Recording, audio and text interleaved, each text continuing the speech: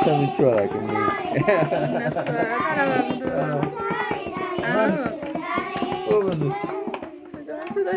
ስንት ነው የሚሰጡት? መቶ ይበቃችኋል እንጂ ስንት ብር ነው? ስንት ብር ነው?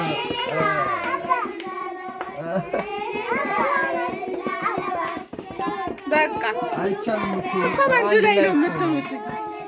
አጥጭት እሰጥሻለሁ በኋላ እስቲ